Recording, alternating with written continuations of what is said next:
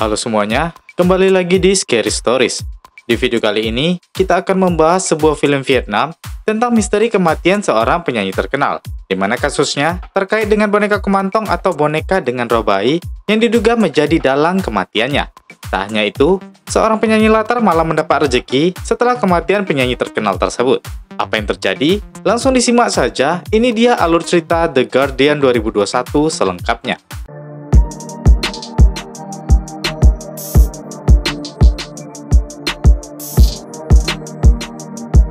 Di awal cerita, kita diperkenalkan dengan seorang penyanyi terkenal bernama Lampong yang mengambil boneka bayi atau disebut kumantong. Dia merias wajahnya dan mengganti pakaiannya layaknya akan pergi pesta. Namun bukannya kemana-mana, dia malah masuk ke bathtub, membasahi diri dan mengarahkan pisau ke lengannya.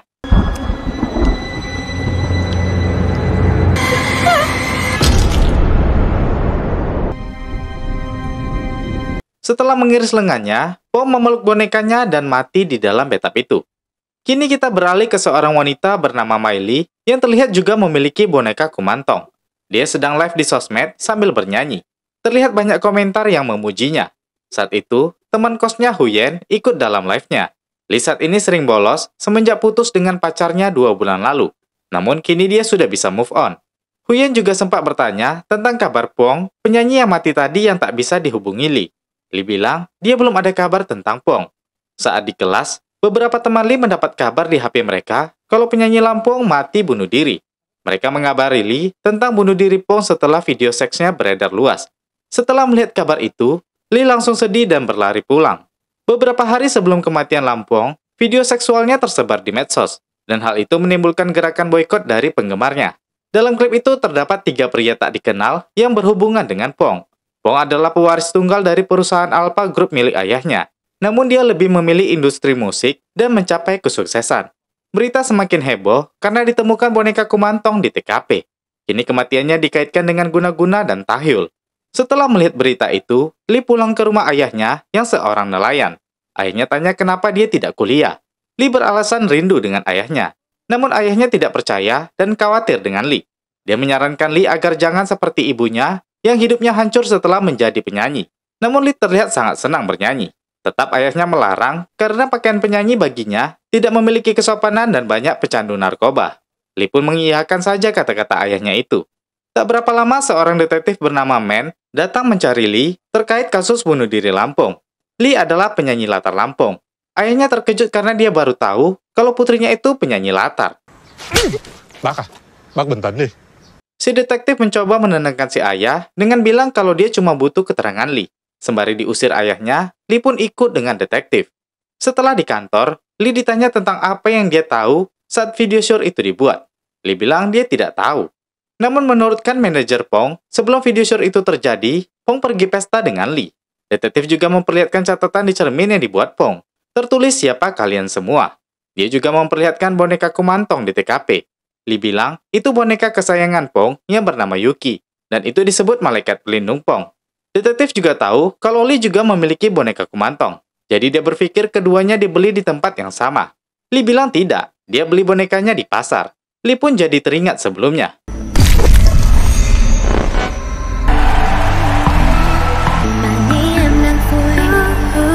Setelah selesai konser, manajer Pong yang bernama Kan bilang mereka harus bersiap lagi untuk album baru Pong. Setelah teman-temannya pergi, Lee menyapakan yang memberinya uang lebih. Kan bilang, Pong yang menyuruh. Terlihat raut bahagia di wajah Lee. Setelah itu, Pong mendatangi Kan yang tak hanya manajer, tapi juga pacarnya. Pong terlihat sangat menyayangi Kan. Begitu juga Yuki bonekanya. Lee bilang, semenjak Pong memiliki Yuki, lagunya melejit. Setelah Kan keluar, Pong memanggil Lee. Dia tahu Lee sebentar lagi berulang tahun. Jadi dia memberikan kado sebuah boneka kumantong. Pong meminta Lee untuk menjaga boneka yang menurutnya membawa keberuntungan itu. Lee pun berjanji. Detektif meminta Lee untuk jujur apapun yang dia tahu.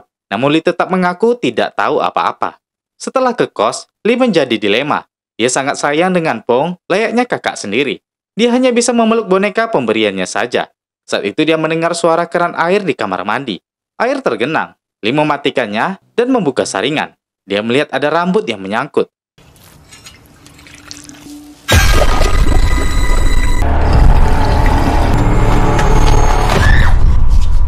Li mengabarkan Huyen ada darah di kamar mandi, namun Huyen tak melihat apa-apa. Li jadi bingung. Besoknya Li datang ke upacara kremasi Pong. Ia sangat sedih. Terlihat keluarga Pong di situ. Ayah Pong yang bernama Ngok menghampiri Li. Dia bilang, polisi tahu kalau Li bersama Pong saat pergi ke pesta itu. Namun kenapa Li bilang ke polisi kalau dia tidak tahu apa-apa? Li bilang mereka dibius, jadi dia tidak tahu apa yang terjadi. Ngok menyuruhnya jujur, agar hukum bisa bertindak. Dia tidak terima dengan kematian Pong yang masih berusia 25 tahun itu. Li bilang, keluarganya nggak mengenal Pong, yang rindu kasih seorang ibu hingga menyimpan boneka kumantong. Li tahu ibunya telah meninggalkan Pong sejak kecil. Ngok menyuruhnya diam karena Li nggak tahu apa-apa tentang keluarganya. Dia hanya minta agar Li membantu membersihkan nama almarhum anaknya. Li hanya bilang maaf dan segera pergi. Saat di luar, Li ditelepon pria misterius yang mengancamnya untuk tutup mulut, agar tak bernasib seperti Pong. Li menjadi panik dengan ini. 6 bulan telah berlalu, Li pun sudah bisa melupakan kasus Pong dan menutup mulutnya. Saat itu teman-temannya menginfokan ada kompetisi bernyanyi yang cukup terkenal. Mereka meminta Li untuk ikut kompetisi yang finalnya akan disiarkan ke YouTube. Setelah disupport teman-temannya, Li pun mengikuti kompetisi tersebut. Setelah bernyanyi, Huyen memberikan boneka kumantongnya yang ikut juga. Saat itu, ada seorang pemberi sponsor yang juga membawa boneka kumantong menyapa Li. Dan ketika pengumuman pemenang, bukan Li yang disebutkan. Dia kalah dalam kompetisi ini. Pemberi sponsor yang bernama Nyonya Tam tadi mendatangi Li.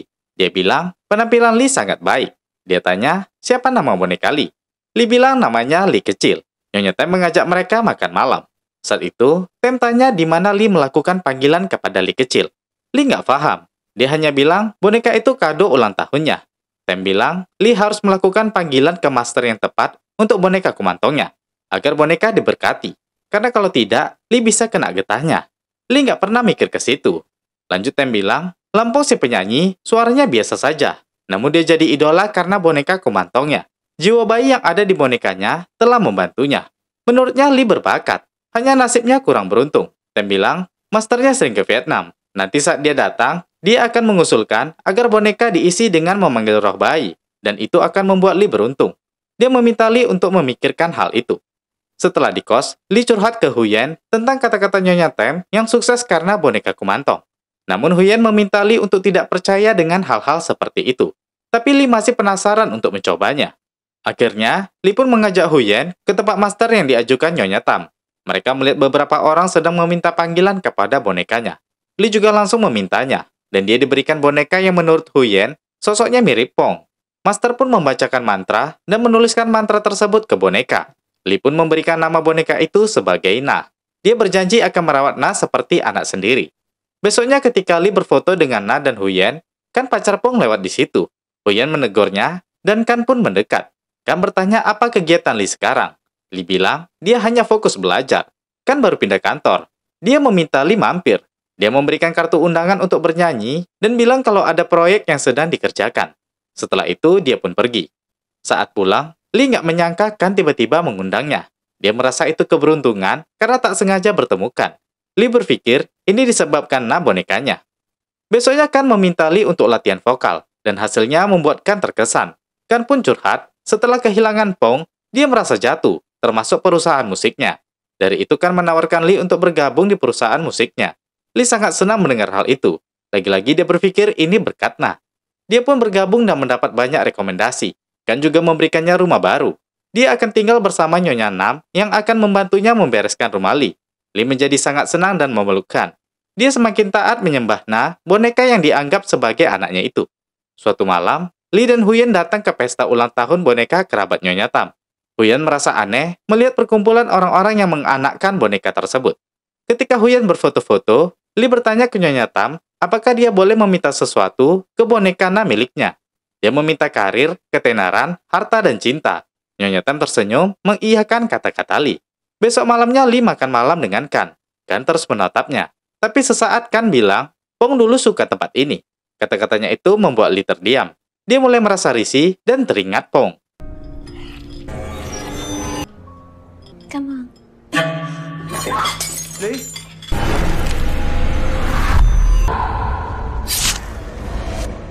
Besoknya saat rekaman, Li disindir oleh seorang pekerja karena studio itu dibangun untuk Pong. Setelah mengatakan itu, dia pun pergi. Tak lama kemudian, pintu ruang studio terbuka sendiri. Li yang sendirian mencoba melihat sekelilingnya, namun tidak ada siapa-siapa di sana.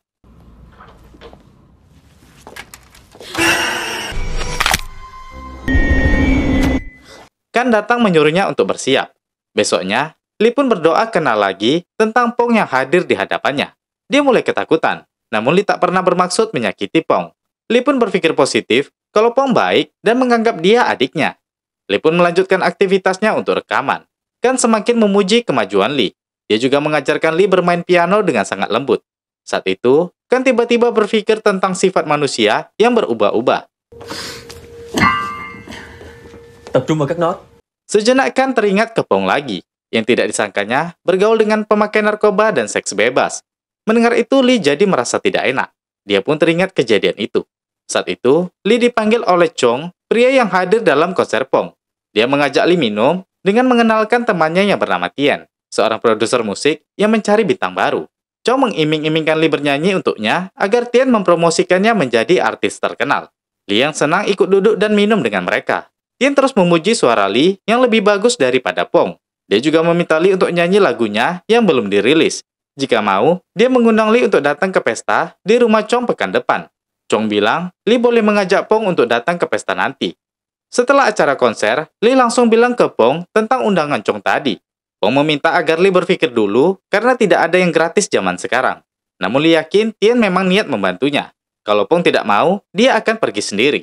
Karena tidak ingin terjadi apa-apa dengan Li, Pong pun menyetujui untuk ikut dengan Li ke pesta nanti. Lý. Giọng thu âm qua cho anh xem. Em để đó đi. Dạ. Setelah di rumah, Li lagi-lagi berdoa ke Na dan meminta agar dia bisa mengisi hati Kan yang kesepian. Dia meminta agar Kan mencintainya. Besoknya saat ke studio, Kan memberikan lagu baru yang seharusnya milik Pong kepada Li. Li sangat senang mendengar itu. Setelah rekaman, video klip lagu itu pun dibuat. Dan setelah dirilis, lagu tersebut trending nomor 1 di YouTube. Li semakin terkenal di mana-mana. Sekejap dia menjadi bintang besar. Dia juga semakin percaya dengan boneka Na, yang menurutnya telah memberi apa yang dia inginkan. Hubungan Li dengan Kan pun semakin dekat. Dia bilang ke Huyan kalau dia mencintai Kan. Huyan meminta Li untuk berpikir dulu karena Pong baru meninggal 6 bulan lalu. Dia tidak ingin Li hanya dijadikan pelampiasan saja. Huyan yakin Kan tidak sungguh-sungguh mencintai Li. Li malah mengatakan Huyan cemburu dengannya. Dia pun pergi meninggalkan temannya itu. Di luar, tak sengaja Li tubrukan dengan Kan yang sudah mabuk berat. Kan yang tergoda pun langsung mencium Li.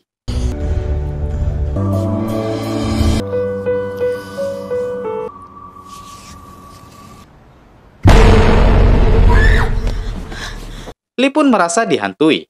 Saat sarapan, Kan tanya kenapa dengan Li, padahal mereka belum berhubungan badan. Li tanya balik, apakah benar-benar mencintainya? Kan pun menceritakan tentang dirinya yang belum bisa move on dari Pong. Namun Li bisa merubah itu semua. Tapi Kan nggak menyangka dengan kelakuan Pong yang seperti itu. Dia pun tanya apa yang terjadi saat pesta di rumah Chong. Li bilang, Pong memintanya untuk menemani ke pesta.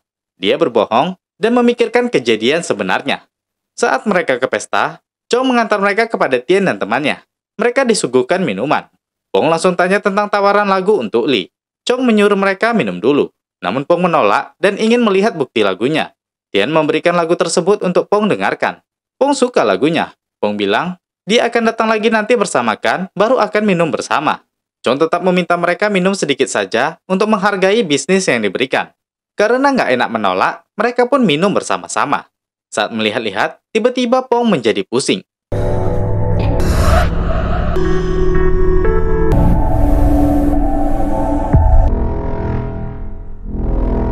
Mereka pun membuka pakaian dan segera merekam perbuatan mereka ke Pong. Itulah yang terjadi sebenarnya. Setelah itu, Kan berpamitan sebentar ingin ke studio.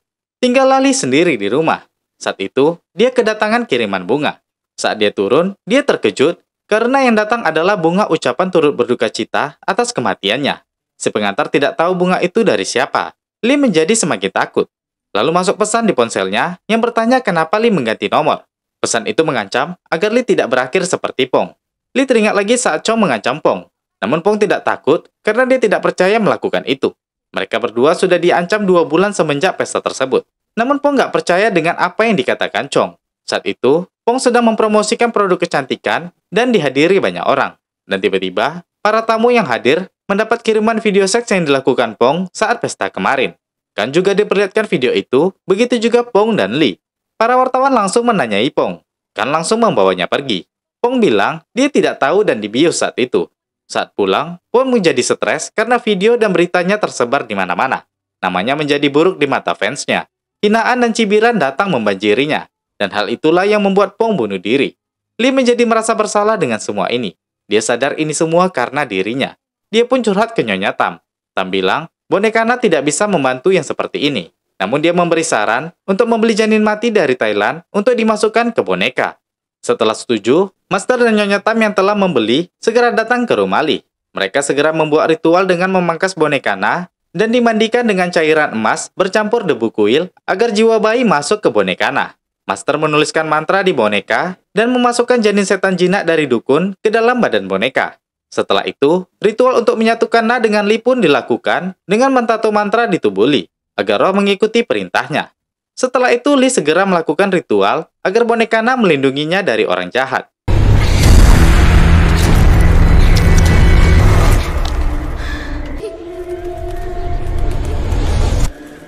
Besoknya Chong ditemukan di luar apartemennya dalam keadaan tewas di dalam bathtub, sama seperti kematian Pong.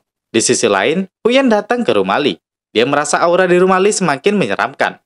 Lee menyuruhnya menunggu karena dia ingin mengeringkan rambutnya. Saat itu, Huyen tak sengaja mengintip di kamar ritual Lee. Dia melihat foto Chong yang bersimbah darah. Lee memergokinya. Huyen tanya, untuk apa foto orang yang baru mati ada di sini? Lee kaget karena dia tidak tahu kalau Chong sudah mati. Dia pun menjelaskan ke Huyen kalau pria itu yang memperkosa Pong dan dirinya. Huyen kaget karena baru tahu kalau Lee juga diperkosa. Sekarang Lee juga diancam. Makanya dia melakukan semua ini. Huyen yang sedih langsung memeluk Lee. Lee bilang, boneka Na yang telah membunuh Chong. Huyen kesal dan ingin membuang boneka itu. Namun Lee tak mengizinkannya. Huyen bilang, Lee termasuk melakukan guna-guna dan itu tidak baik. Dia meminta Lee membuang dan menghancurkan tempat ini. Karena dia tidak mau, temannya nanti terkena akibatnya. Bukannya terima, Lee malah mengusir Huyen. Setelah itu, Lee pun menceritakan kematian Chong kepada Nyonya Tam. Dia meminta boneka Na melindunginya, bukan membunuh Chong. Tam bilang, dengan begini tidak ada yang mengganggumu lagi. Lee sendiri ingin bonekanya kembali seperti semula. Nyonya Tam marah, karena Lee tidak bisa sesukanya seperti itu. Roh bayi itu sudah mengikuti perintah Lee, jadi tak bisa dilantarkan begitu saja. Nanti efeknya, Lee malah bisa kerasukan parah. Lee pun jadi bingung. Di rumah, dia memikirkan kata-kata Huyen temannya. Dia pun mengangkat barang-barang di meja ritualnya. Di sisi lain, detektif yang menangani kasus Chong menemukan video seks Pong di laptopnya. Dia pun segera menyelidiki dua teman Chong lainnya. Malamnya, Lee melihat 6 pelayannya sedang mengintip di ruang ritual. 6 bilang, tadi siang dia mendengar suara cakaran di ruangan itu, tepatnya di bagian altar, dan dia melihat sesuatu di dalam. Dia meminta Lee untuk melihat sendiri. Lee melihat boneka-boneka yang telah dibungkus sebelumnya keluar dengan sendirinya, dan juga terlihat cakaran di bagian pintu. Lee mulai merasa semakin aneh. Saat tengah malam, Lee yang lapar membuat makanan, namun terlihat semua gambar melirik ke arahnya. Ketika tidur, tiba-tiba lilinnya mati dan Lee terbangun.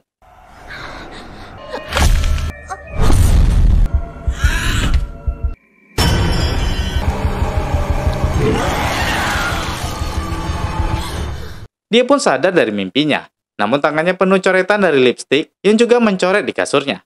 Merasa semakin takut, Lee pun segera membungkus boneka-boneka itu lagi untuk dibuang. Namun dia mendapat pesan lagi dari pengancam yang mengatakan mereka tidak gampang disingkirkan. Hal itu membuat Lee kembali memajang bonekanya. Dia memohon untuk menghukum Tien dan satu temannya lagi. Saat di bus, Huyen mengirim pesan ke Lee kalau dia merasa Nyonya Tam dan kelompoknya tidak berniat baik. Lee tidak memperdulikan chat temannya itu. Huyen yang penasaran mendatangi tempat Nyonya Tam menggelar pesta boneka kemarin, tapi tidak ada siapa-siapa di ruangan itu. Detektif mendapat kabar lagi kalau Tien dan temannya juga sudah tewas di dalam truk pengangkut es. Huyen yang menghubungi polisi berhasil mendeteksi adanya motif penipuan dari kelompok Kumantong. Namun saat itu, dia merasa ada sesuatu di kamar kosnya. Dia pun segera mengeceknya.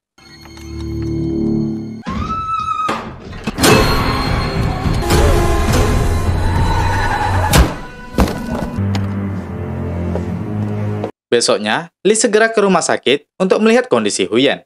Untungnya temannya itu masih selamat. Dia pun segera pergi dan mengabari Nyonya Tam. Dia tanya kenapa boneka Na menyakiti Huyen. Padahal Huyen dan polisi hanya mendeteksi penipuan tim Kumantong. Nyonya Tam bilang Huyen mengada-ngada. Lee langsung menunjukkan bukti dari polisi tentang kelompok yang diketuai Nyonya Tam itu.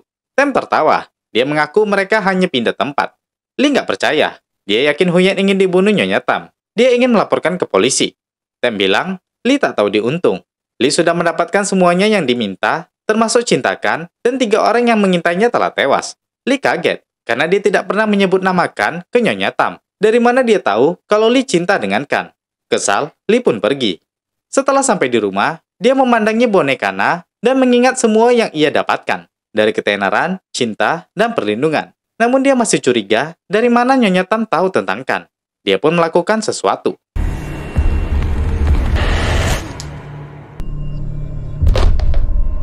Ternyata terdapat perekam di boneka Na dan ada CCTV di ruangan itu.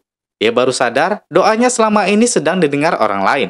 Lee langsung menyuruhkan datang dan melaporkan apa yang terjadi. Dia baru sadar apa yang dikatakan Huyen benar tentang Nyonya Tam. Kan menyuruhnya tenang. Dia memeluk Lee dengan kuat. Lee sampai tak bisa bernafas. Kan bilang sudah berakhir. Andai Lee memberitahu semua ke polisi, hal ini tidak akan terjadi. Pong menyayangi Lee sebagai adik sendiri. Tapi setelah apa yang terjadi dengan Pong, Lee malah tutup mulut. Kan menuduh Lee hanya memikirkan diri sendiri. Ini semua adalah rencanakan untuk bisa balas dendam. Dia yang mengirim bunga berduka cita, mengirim pesan ancaman ke Lee, dan membunuh Chong dan kedua temannya. Pong adalah segalanya bagi Kan, dan dia merasa hancur saat Pong mati. Dari itu, Kan bersumpah untuk balas dendam atas kematiannya. Dia juga yang mengerjai Huyen agar dia tutup mulut. Lee kaget. Dia mengira semua itu karena doanya ke boneka Na. Kan bilang, semua kesuksesan Lee sudah direncanakan. Boneka itu juga rencana mereka. Itu adalah Yuki, boneka Pong. Kan lalu mengambil pisau dengan sarung tangan dan mengancam Lee harus mati, agar bukti rencana Kan tertutupi. Dia mencekik Lee. Lee memohon maaf dan meminta sesuatu untuk terakhir kalinya. Kan pun setuju. Lee pun membuat pengakuan secara live di sosmed tentang kebohongannya selama ini. Dia bilang, Pong tidak bersalah. Pong sudah memperingatkan Lee tentang 3 pria itu, tapi tidak dia dengarkan. Dia selama ini diam untuk melindungi dirinya. Dia merasa tidak pantas mendapat ketenaran saat ini. Hujatan dan komentar negatif pun bermunculan kepada Lee. Selain Huyen, tetangga Lee yang menonton juga mengabari ayahnya. Kalau bukan karena ajakan Lee, mungkin Pong masih hidup saat ini. Dia juga bilang ke Huyen, kalau temannya itulah malaikat pelindungnya yang selalu mengerti dirinya dan menasihatinya. Dia juga berpesan agar ayahnya tidak kecewa kepadanya. Setelah live selesai, Kan bilang semua sudah terjadi, namun Pong tidak bisa kembali lagi. Kan ingin Lee tetap hidup dan membayar perbuatannya ke Pong. Dia pun pergi meninggalkannya. Kemudian Huyen memanggilnya, tapi tak diangkat. Lalu tiba-tiba, Ropong hadir di hadapannya. Pong menjulurkan tangannya. Lee pun mendekat ke arahnya. Dia mengajaknya ke beranda atas. Lee meminta maaf kepadanya. Ropong pun melayang mengarah ke atas pagar. Lee pun memanjat dan meraih tangannya. Dia teringat Pong yang tak pernah melupakan dirinya.